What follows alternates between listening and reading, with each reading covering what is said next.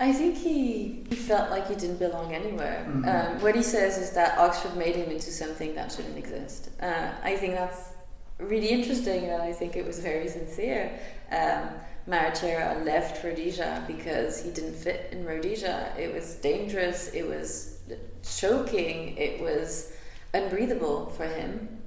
And he was already, at that moment, what he embodied for other people was, that Rhodesian elite that could, through grants, etc., study in Oxford and would then become and be part of the new post-colonial elite. And of course, he never again accepted to be that kind of elite figure.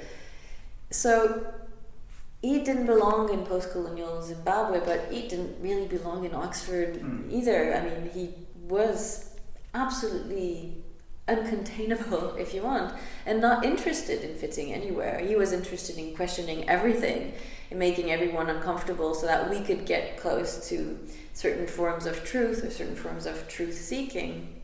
But that's socially very, very hard to do and absolutely exhausting. And he also talks about the toll that it takes, right? I mean, there is a lot of humor, and some incidents and anecdotes are absolutely hilarious. And I think he himself was incredibly charming and funny.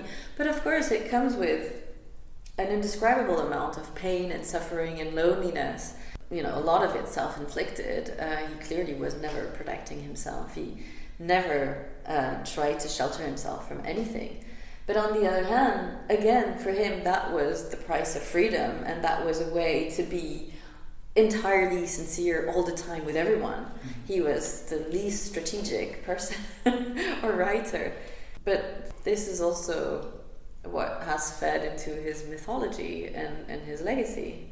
And now he is that one of the most powerful figures of 20th century literary or artistic Africa. And I think it is because of that sincerity that people feel across countries, across social classes, and that is profoundly respectable.